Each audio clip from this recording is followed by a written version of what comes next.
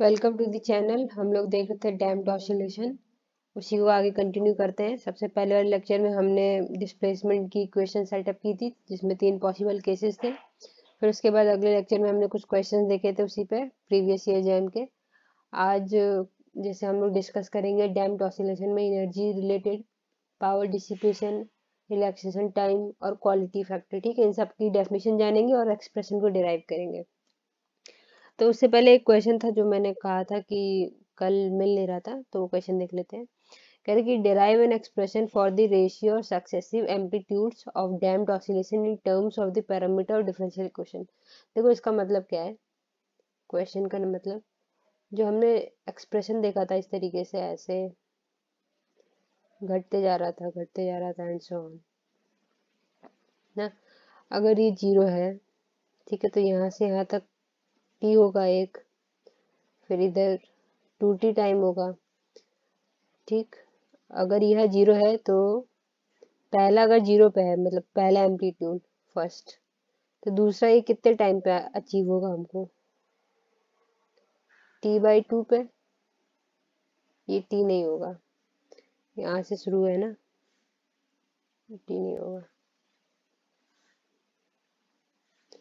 यहाँ से यहाँ तक इतने पूरा टाइम इधर पे t आने वाला है। देखिए तो मतलब कि पहला मेरे को फर्स्ट एम्पलीट्यूड जो मिला टॉप पे वो मिला t/2 पे मैक्सिमम 0 पे, और उसके बाद हमको t/2 पे मिलेगा, फिर हमको t पे मिलेगा, फिर नेक्स्ट इधर मिलने वाला है, फिर इधर मिलेगा, इस तरीके से। तो कह रहा है कि इनके और इनके बीच का रेशियो निकालना है, मतलब यहाँ के एम्पलीट्यूड का और इस एम्पलीट्यूड का, या इस एम्पलीट्यूड का इस एम्पलीट्यूड का, इनका हमको सक्सेसिव एम्पलीट्यूड्स डैम्प्ड ऑसिलेशन का रेशियो एक्सप्रेशन निकालना है, किस प्रकार से घट रहा है। तो इसके लिए देखो हमको जो हमने एक्सप्रेशन डिराइव की थी, xt जो आया था वो आया था a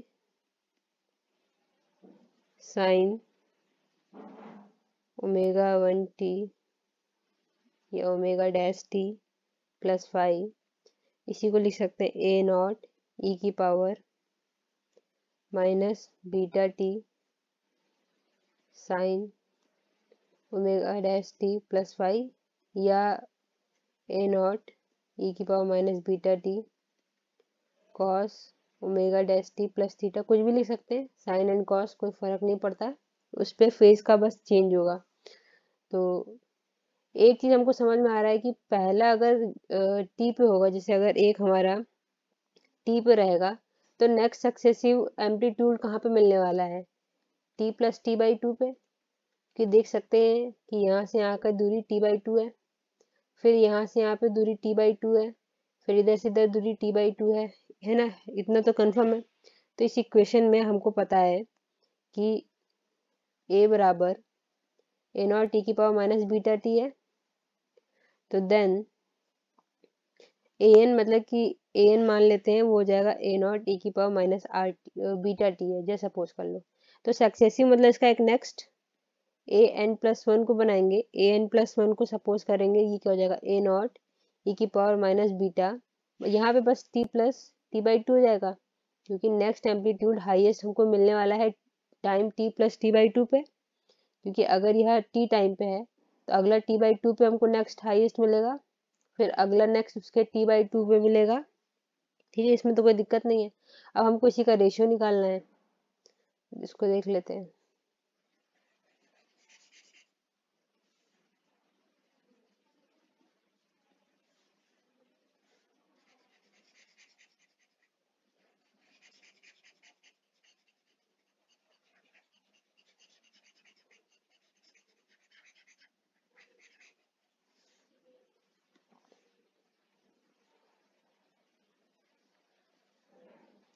तो फिर which implies an/a n+1 equal to, ये किसी पर्टिकुलर टाइम t पे एम्पलीट्यूड है, ठीक है, और ये t+2 टाइम पे कोई एम्पलीट्यूड है, एक सक्सेसिव एम्पलीट्यूड, इसका हमको निकालना है। तो ये हमारे यहाँ से बनने वाला है a नॉट e की power minus beta t by a naught e की power minus beta t minus beta t/2, अंदर भेज दिया मैंने, तो मल्टीप्लाई में आ जाएगा। तो an/an+1 यहाँ से बन जाएगा 1/e की पावर माइनस बीटा t/2 है कि नहीं। इसको फर्दर अगर सॉल्व कर दें, बीटा की वैल्यू ये ऊपर चल जाएगा e⁻β t/2, और हमने t का एक्सप्रेशन निकाला है, t हो जाएगा 2π/ω', तो 2π/√में ओमेगा² β²। कल वाला एक्सप्रेशन में मैंने बताया था t की वैल्यू, ये हमारी t है, तो इसी को यहाँ पे पुट कर दे, तो इक्वल टू e⁻β π/√में ω² β²। तो ये हमारा आंसर है।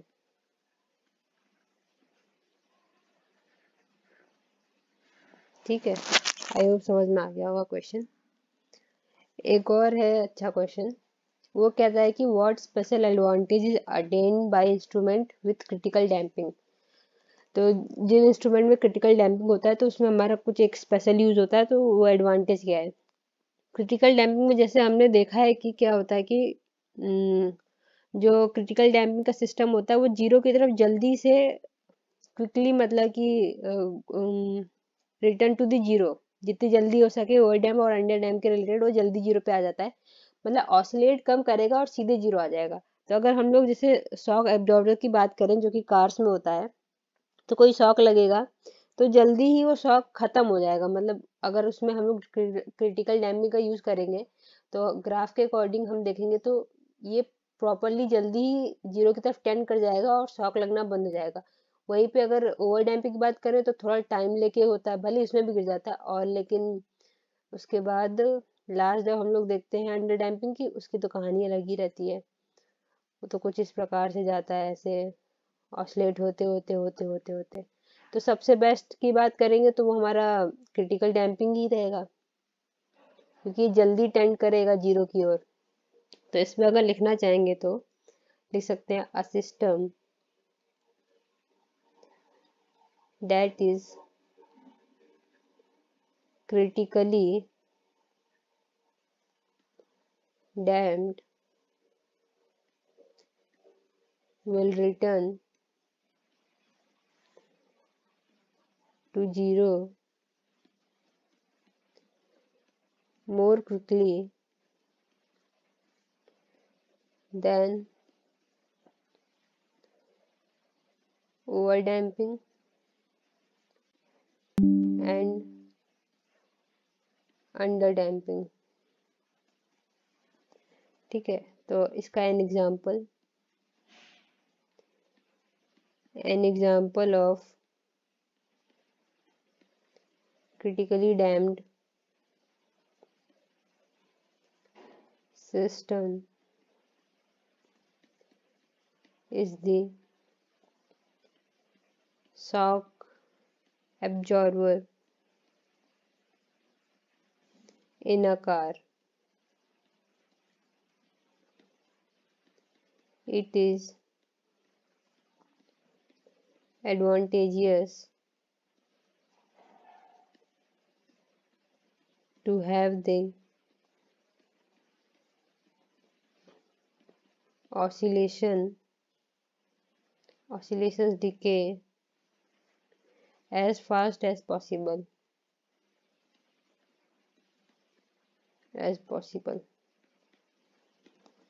Here the system does not oscillate but asymptotically approaches the equilibrium condition as quickly as possible. तो आगे लिखते हैं, here the system does not oscillate but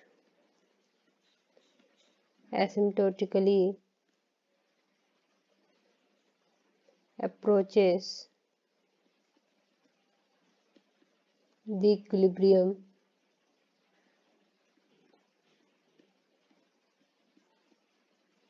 condition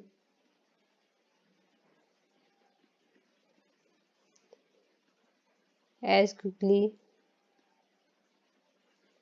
as possible। ठीक है, ये दो क्वेश्चन थे जो ऐसे छूटे थे। अब चलते हैं हम लोग अपने एनर्जी पे। ये क्वेश्चन और है। ये क्वेश्चन तब आएगा जब हम लोग relaxation time, quality factor, force constant सब कुछ पढ़ चुके होंगे। फोर्स कांस्टेंट तो निकाल ही सकते हो क्वेश्चन से, बट रिलैक्सेशन टाइम और क्वालिटी फैक्टर अभी एक्सप्रेशन देखेंगे तब आएगा। तो चलिए हम लोग अब आते हैं एनर्जी पे। वैसे भी पता है टोटल एनर्जी बराबर होती है kinetic energy plus potential energy. तो हमको काइनेटिक एनर्जी का एक्सप्रेशन निकालना होगा और पोटेंशियल एनर्जी का एक्सप्रेशन निकालना होगा डेंस में, और दोनों को ऐड कर देंगे और कुछ करना नहीं है। तो देखिए थोड़ी सी कहानी है, उसको देख लेते हैं। जो हमने पढ़ा है वही चीज़ है। whenever a system is set up into the oscillation,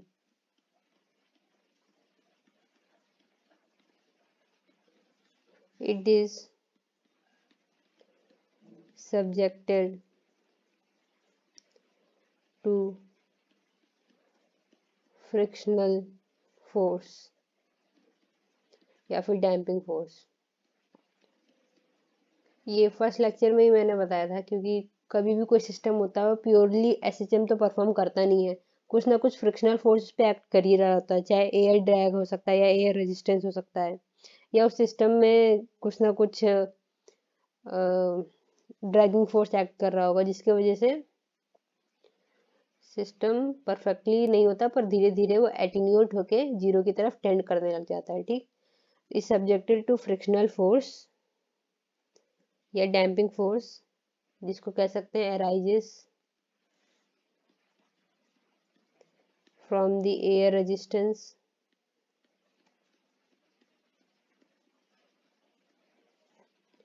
और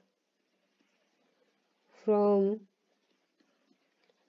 with in the system itself, या उस सिस्टम की वजह से, या फिर सिस्टम का जो भी मीडियम उसके वजह से भी हो सकता है।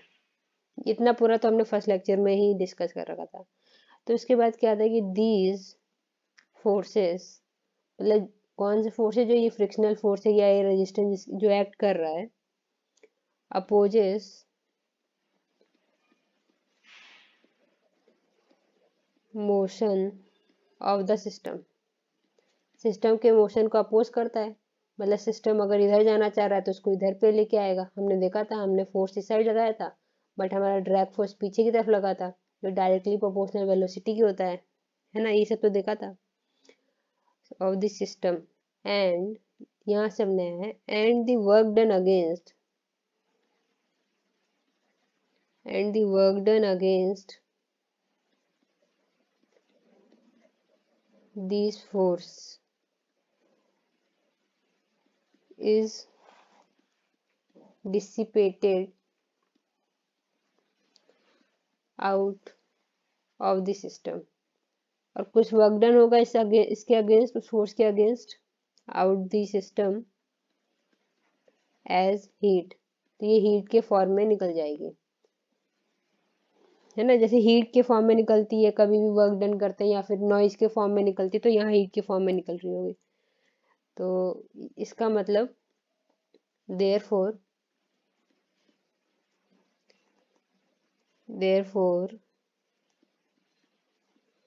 mechanical energy of the system decreases continuously। इसमें एनर्जी कंजर्व रहेगी नहीं, क्योंकि कुछ वर्क डन अगेंस्ट हो रहा है फोर्स के, और हीट हमारी फॉर्मेट में निकल रही है। तो कुछ मैकेनिकल एनर्जी होगा जो कंटिन्यूसली डिक्रीज करेगा with time, and amplitude of the oscillation gradually decreases to zero, और धीरे धीरे उसका एम्पलीट्यूड भी जीरो की ओर टेंड कर जाता है। ठीक है, चलो इतना तो था। अब हम लोग एक्सप्रेशन निकालते हैं। थोड़ी सी कहानी थी। तो हम लोगों ने इतना पढ़ा है कि वी नो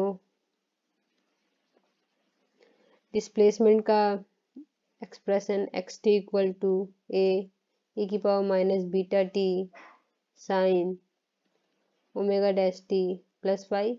ठीक है, कॉस साइन से कोई फर्क नहीं पड़ता, मैंने भले ही कॉस डिराइव किया था पर लेकिन अगले ही क्वेश्चन नेक्स्ट लेक्चर में मैंने साइन भी डिराइव करके दिखाया था। ठीक है, तो यहाँ पे अगर साइड में लिख ले ए की पावर माइनस बीटा टी, क्या होगा हमारा, ये एम्पलीट्यूड है, क्योंकि ये एम्पलीट्यूड फैक्टर बता रहा है, जो कि एक्सपोनेंशियल टर्म में तो धीरे धीरे डीके भी होता जा रहा होगा। बीटा हमारा डैम्पिंग फैक्टर है,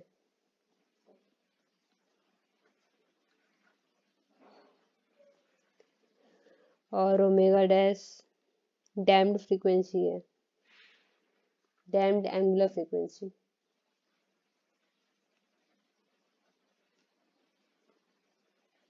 और 5 फेज है।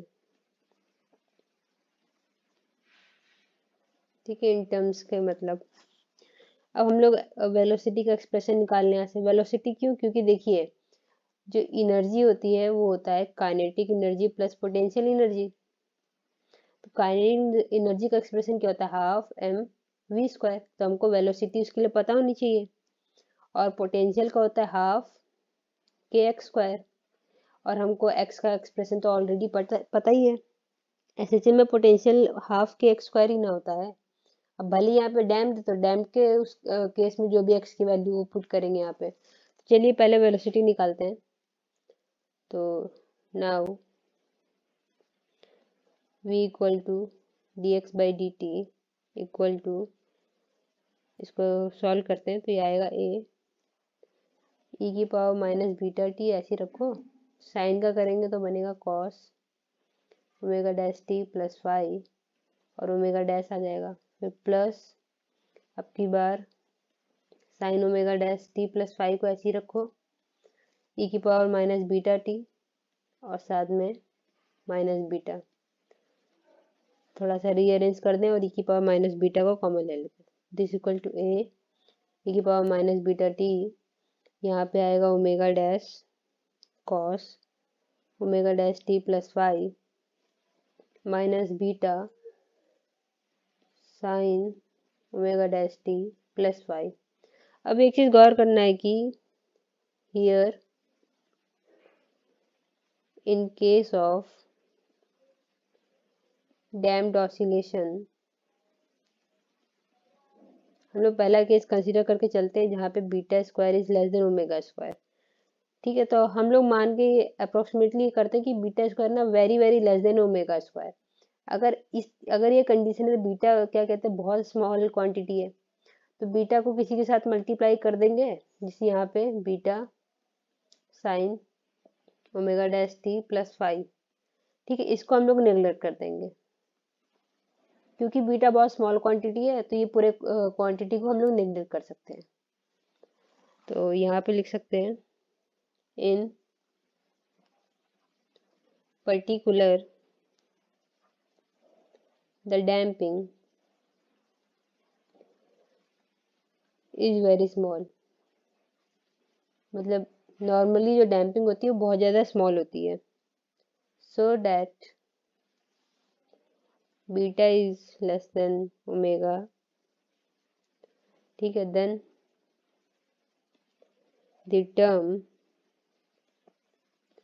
Minus beta sine omega dash t plus five is neglected, इसको नेगलेक्ट कर देंगे। और यही से एक चीज हम लोग और भी कर देंगे, क्योंकि देखिए जो ओमेगा डैश होता है वो होता है under root omega square minus beta square. ठीक है, अगर सारे लेक्चर लाइन वाइज देख रहे होंगे तो ये चीज समझ में आ रही होगी। तो अगर ये बात है और बीटा बहुत स्मॉल है, तो हम लोग ये कह सकते हैं कि हमारा omega dash approximately omega naught के बराबर है। ओमेगा नॉट करो इसको। ठीक है, ओमेगा नॉट हमारी नेचुरल फ्रीक्वेंसी थी, नेचुरल एंगुलर फ्रीक्वेंसी है, तो ये अप्रोक्सीमेटली दोनों बराबर होंगे। इसका भी यूज हम लोग आगे करेंगे अभी, तो इसको भी पॉइंट डाल के रखिए, याद करिए। तो चलिए फिर 10 फ्रॉम अब इक्वेशन वेलोसिटी एक्सप्रेशन।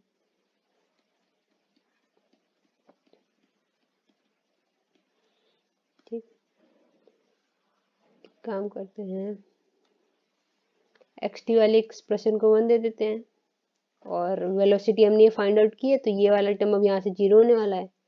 तो अब वेलोसिटी का टर्म क्या बन जाएगा, which implies v equal to a omega dash e की power minus beta t cos omega dash t plus 5। इसको दे देते हैं इक्वेशन 2। तो हमको वेलोसिटी का एक्सप्रेशन मिल गया और हमको डिस्प्लेसमेंट का इक्वेशन तो पता था ऑलरेडी। तो अब कुछ नहीं करना है। Now total energy, now total mechanical energy of oscillator which implies E equal to kinetic energy plus potential energy। तो ये यहाँ से बन जाएगा half mv square plus half kx square, equation 3। अब इधर क्या कर देते हैं, put value of v and x from equation 2 and 1 respectively. ठीक है, ये चीज भी समझ में आ रही होगी। तो वैल्यूज पुट कर दो। तो this implies E equal to half m, v की जगह पे रखेंगे a ओमेगा डैश e की power minus beta t cos omega dash t plus 5 पूरे का whole square plus half k e की power minus beta t sine omega dash t plus 5। ठीक है, पीछे से देख लेना एक्सप्रेशन या फिर कॉपी में लिखा ही होगा। तो फिर दिस इम्प्लाइज यहाँ से क्या बनेगा, E equal to half m a square omega dash square minus sorry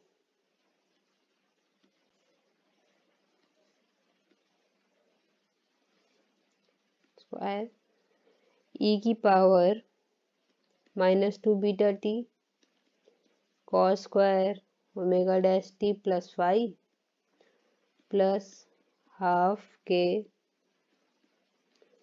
a square e की power minus 2 beta t sine square omega dash t plus 5। ठीक है, यहाँ तक तो कोई दिक्कत नहीं है, पूरा पूरा समझ में आ रहा होगा, इतना कुछ है नहीं। अब एक चीज अभी ऊपर हमने जो नोटिस की थी इधर वाले पे एक्सप्रेशन में मैंने कहा था ओमेगा डैश बराबर ओमेगा नॉट स्क्वायर, तो इसी को इस इक्वेशन में पुट कर देंगे। Now put omega dash equal to omega naught. Okay, तो इसको पुट कर दिया जाए तो this implies energy equal to half m a square omega naught square e की power minus 2 beta t cos square omega t plus 5 plus half k a square e की power minus 2 beta t sine square omega t plus 5। And एक चीज और है कि omega square की जगह पे हम लोग लिख सकते हैं k बाई एम, क्योंकि ओमेगा जो होता है वो अंडर रूट में k बाई एम होता है। ये सबसे पहले एक्सप्रेशन में हमने इसको सॉल्व किया है, ओमेगा नॉट की वैल्यू। तो this implies E equal to half, ये ओमेगा नॉट का मतलब नेचुरल फ्रीक्वेंसी है,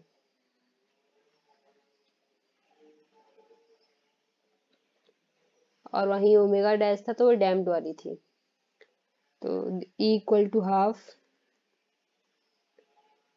m a स्क्वायर और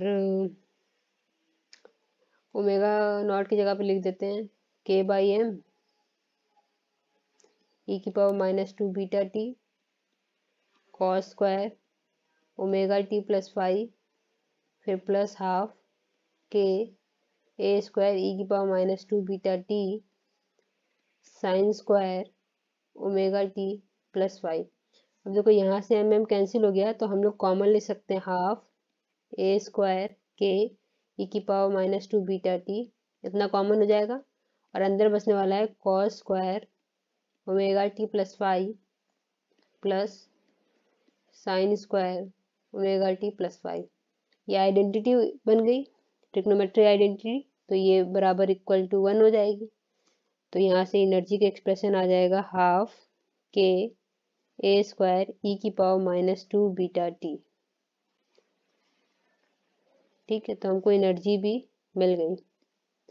अब चलते हैं, तो which is required expression, which is required expression of mechanical energy of damped harmonic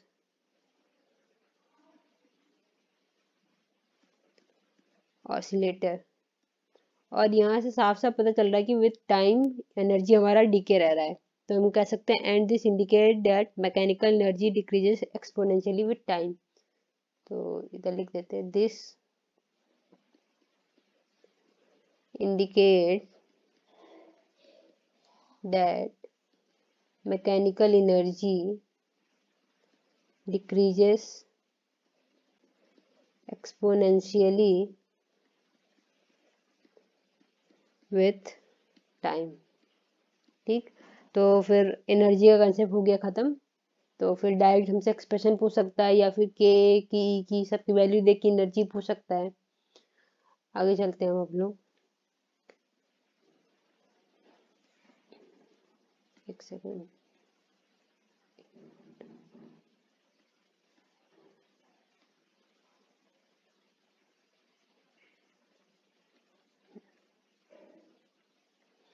ठीक है, तो अब हम लोगों का टॉपिक है पावर डिसिपेशन।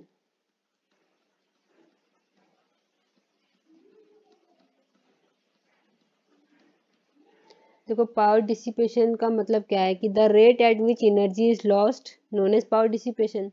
एनर्जी जैसे जैसे लॉस हो रही होगी, एनर्जी का लॉस होने का रेट को ही कहते हैं पावर डिसिपेशन। ठीक है, तो the rate at which energy is lost is known as power dissipation। Already ऊपर हमने डिस्कस किया था कि क्या कहते हैं, टाइम के साथ एनर्जी हमारी डिक्रीज हो रही है, तो अब वो किस रेट से डिक्रीज हो रही है तो उसी को कहेंगे पावर डिसिपेशन। तो we know expression for mechanical energy जो कि E equal to half k a square e की पावर -2 बीटा टी आया था। इसको दे देते इक्वेशन 1। तो नाउ पावर डिसिपेशन क्या हो जाएगा, rate of change of E, but loss हो रहा है तो नेगेटिव साइन भी लगाएंगे, तो power equal to minus d by d t. D by d t का मतलब क्या है, the rate at which energy is lost, और एनर्जी लॉस हो रहा है तो इससे माइनस साइन, तो this implies minus d by d t, अंदर आएगा half k a square e की पावर -2 बीटा टी। इसको डिफ्रेंशिएट कर दिया जाए तो this implies P equal to minus half k a square e की पावर -2 बीटा टी, और यहाँ पे -2 बीटा। तो this implies P equal to k a square e की पावर -2 बीटा टी बीटा। तो पावर इक्वल टू, यहाँ समझ जाएगा, के बीटा ए स्क्वायर ई की पावर -2 बीटा टी। और हमको पता है कि E equal to half k a square e की पावर -2 बीटा टी है। तो यहाँ से अगर 2 को उधर भेज दो तो 2E बराबर हाफ के, सॉरी 2 भेज दिया ना, तो के ए स्क्वायर ई की पावर -2 बीटा टी। अब देखिए इसको और रीअरेंज कर दें, बीटा को बाहर ले लो, के ए स्क्वायर ई की पावर -2 बीटा टी। इतने की जगह पे 2 ही लिख सकते हैं इधर से, तो this implies power equal to 2 beta E. ठीक है, आई थिंक ये भी क्लियर कंसेप्ट हो गया होगा। तो which is required expression of power dissipation, which is required expression for power dissipation, है ना। जहाँ E याद रखना, where E equal to half k a square e की पावर -2 बीटा t, या फिर E का मतलब मैकेनिकल एनर्जी से है। चलिए आगे चलते हैं, ये भी खत्म हो गया। अब नेक्स्ट सब हेडिंग है relaxation time.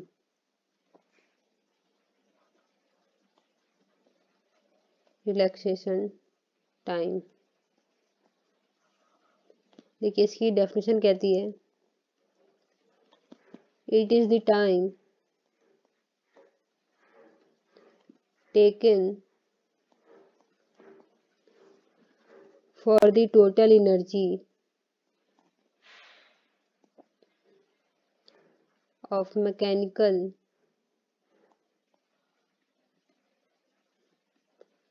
oscillator to decay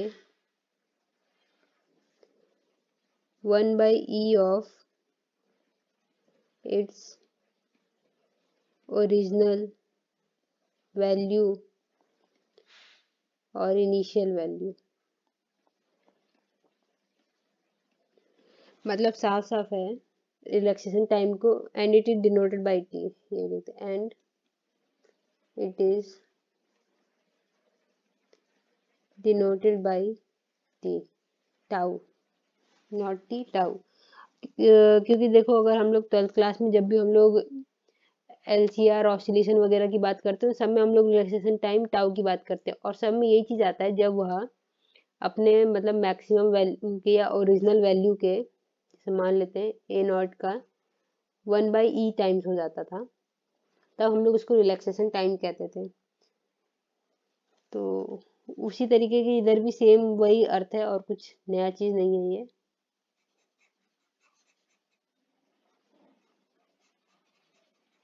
ये तो बस एक डेफिनेशन है, इसमें कुछ समझाने के लिए है नहीं। तो रिलैक्सेशन टाइम क्या है, यह वह समय है जिसमें टोटल एनर्जी, मैकेनिकल एनर्जी जो ऑसिलेट होती है वो डीके हो जाए 1 बाई ई। अगर मान लेते हैं,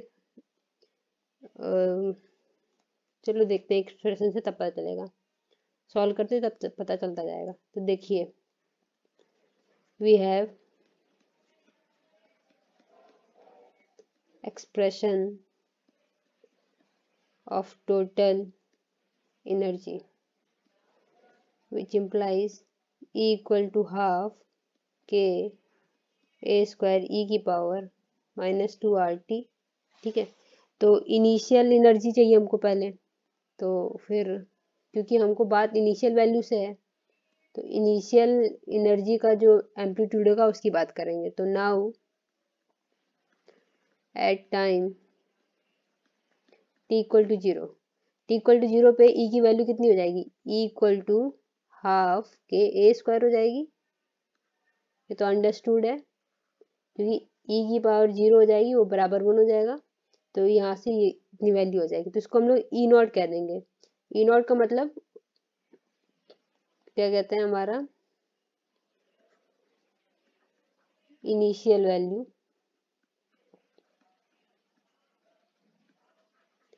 ऑफ एनर्जी। ठीक है, तो शुरुआती एनर्जी की वैल्यू हमारी हाफ के ए स्क्वायर होगी। अब इसका 1/e हिस्सा जो है उसी को कहेंगे रिलैक्सेशन टाइम। चलिए आगे चलते हैं। तो हमने देखा e not equal to half k a square, which is required expression of original value of energy. तो अब यहाँ से हम लोग क्या करेंगे, तो दिस इम्प्लाइज एनर्जी जो जाएगी वो जाएगी ई नॉट ई की power minus two omega t, two beta t, यहाँ बीटा लिखेंगे। देखिए एनर्जी का एक्सप्रेशन था equal to half k a not e not minus two beta two. तो इसको इक्वेशन 1 अगर दे दें और इसको इक्वेशन 2 दे दें तो फ्रॉम इक्वेशन 1 एंड 2 हमको क्या समझ में आ रहा है, ई बराबर ई नॉट ई की power minus two beta T. From equation 1 and 2 इस तरीके से इसको लिख सकते हैं हम, ई बराबर ई नॉट ई की power minus two beta t. तो मान लेते हैं कि let tau be the relaxation time. तो इसका मतलब कि यहाँ पे this means t equal to tau, है ना, टी की वैल्यू टाउ जाएगी एंड ई जो हमारा जाएगा वो जाएगा ई नॉट बाई ई। तो put these values in equation 3, इसको इक्वेशन 3 दे दो। मतलब समझ में आ रहा है, अगर टाउ हमारा रिलैक्सेशन टाइम है तो रिलैक्सेशन टाइम पे टी बराबर टाउ हो गया एक चीज, और ई बराबर ई नॉट बाई ई हो जाएगा, क्योंकि हमारे जो मैक्सिमम एम्पलीट्यूड होगा एनर्जी का उसका 1/e हिस्सा है। तो दिस इम्प्लाइज, इसको दे दो इक्वेशन 4, तो इसको ई की जगह पे पुट कर दो from equation 3 and 4।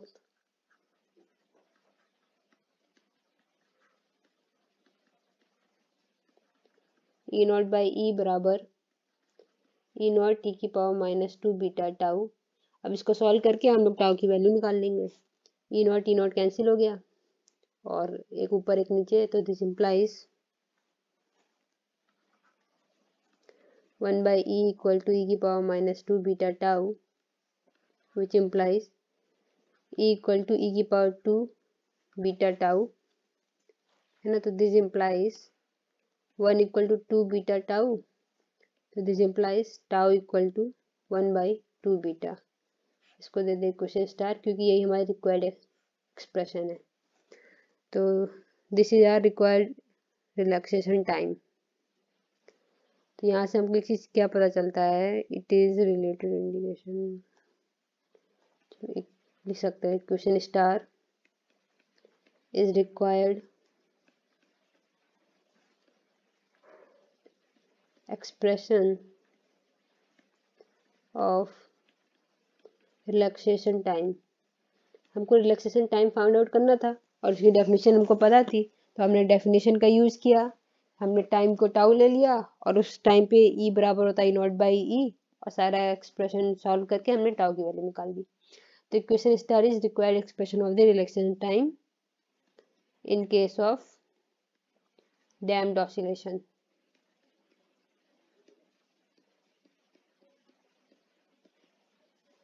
And this relation indicate that relaxation time is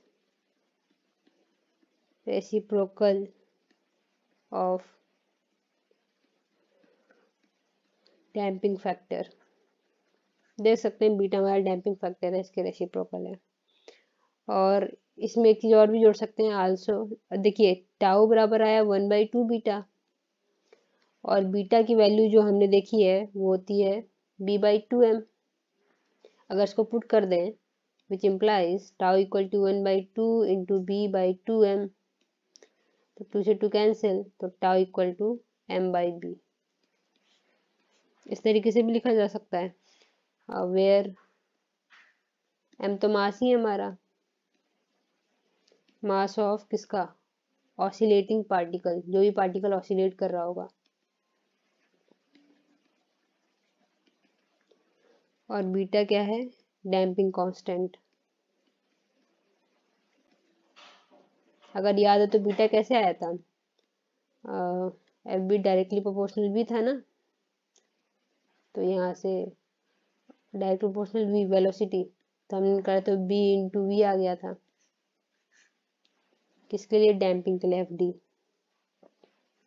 तो यही भी हमारा डैम्पिंग कांस्टेंट है। तो रिलैक्सेशन टाइम का भी एक्सप्रेशन हमने फाइंड आउट कर लिया। अब लास्ट सब हेडिंग बची quality factor.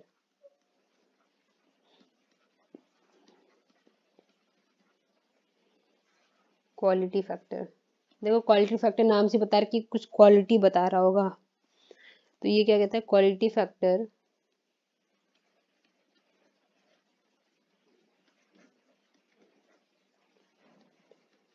defined as rate of energy decay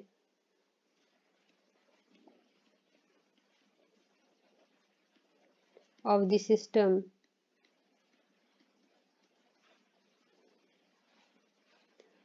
or measurement of damping.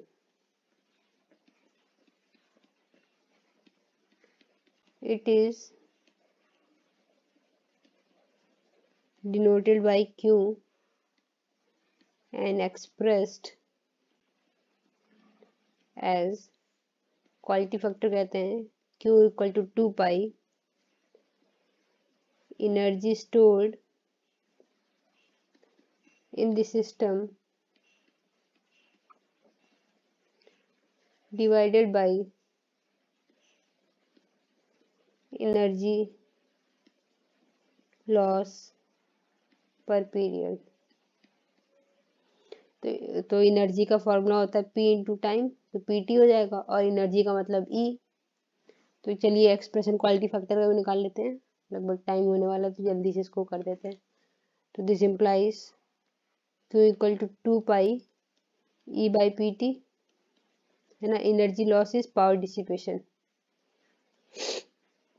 चलो हियर वी हैव, हमने ऑलरेडी डिराइव कर रखा है, पावर बराबर होता है 2 बीटा E, ठीक है। तो this implies Q equal to 2 pi E by 2 beta E into T, यहाँ से E से E गया, ठीक है। अभी 2 मत काटना, 2 का यूज करेंगे, तो इसको लिख सकते हैं 2 पाई बाई T, यहाँ लिख दो 2 pi by T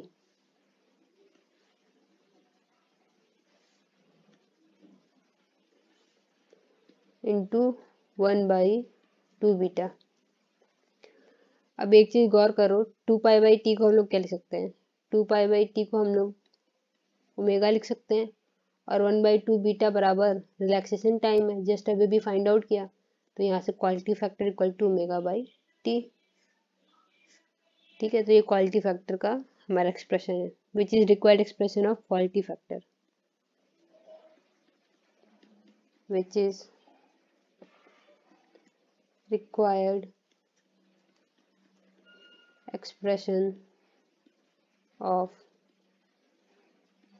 quality factor. तो मेरे ख्याल से सबको समझ में आ गया होगा सारी चीजें। तो अब चलते हैं, जो क्वेश्चन था पहला वाला,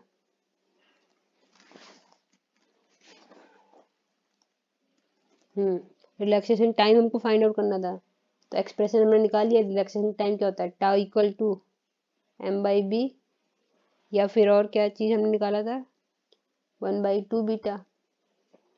quality factor Q equal to omega tau, और फोर्स कांस्टेंट मतलब K। तो हमको यहाँ वैल्यू क्या क्या दे रखी है, मास दे रखा है 100 ग्राम, मतलब मास यहाँ पे हो जाएगा 0.1 kg। हमको B दे रखा है डैम्पिंग फोर्स इज इतना, कोफिशिएंट ऑफ डैम्पिंग फोर्स, और coefficient of damping force beta b होता है, बीटा नहीं बी होता है बी। तो B equal to 0.0023 newton metre per second. इसके बाद फ्रीक्वेंसी हमको दे रखी है 10 हर्ट्ज, तो यहाँ से टाइम पीरियड कितना हो जाएगा, T इक्वल टू 1/10 हो जाएगा, क्योंकि ये होता है 1/f। तो हमको जब ओमेगा निकालना होगा, ओमेगा की जरूरत पड़ेगी ना क्वालिटी फैक्टर में, तो ओमेगा इक्वल टू 2π/t कर देंगे, या इसी को 2πf कर सकते हैं। तो सारी वैल्यूज पता ही है, एफ टी सब पता है, ओमेगा निकाल लोगे, टाउ निकालेंगे फर्स्ट एक्सप्रेशन से, मास भी पता है, बी भी पता है, टाउ निकल जाएगा। देखिए मास बी पता ही है, टाउ निकल जाएगा, क्वालिटी फैक्टर ओमेगा टी, तो फिर 2π/t या 2πf करके इसको निकाल देंगे और इंटू टाउ कर देंगे, और टाउ पहली वैल्यू से निकला ही होगा। और रही बात कांस्टेंट के की, तो हमको ये पता है ओमेगा होता है रूट में k/m, तो this implies omega square m equal to k। तो यहाँ से फोर्स कांस्टेंट निकाल सकते हैं, पर सबकी यूनिट याद रखना क्या क्या यूनिट लगेगी। तो फिर ठीक है, ओमेगा जैसे हमारा रेडियन पर सेकंड में हो जाएगा, और ये तो फोर्स कांस्टेंट है तो फिर शायद न्यूटन पर मीटर हो जाएगा। तो सारी वो एक्सप्रेशन देख लेना, तो ये होमवर्क इसको खुद से ट्राई करना। चलिए फिर, धन्यवाद, टाइम हो गया लगभग। कल इस पे थोड़े से और क्वेश्चन देखेंगे। तो फिर थैंक यू फॉर वॉचिंग।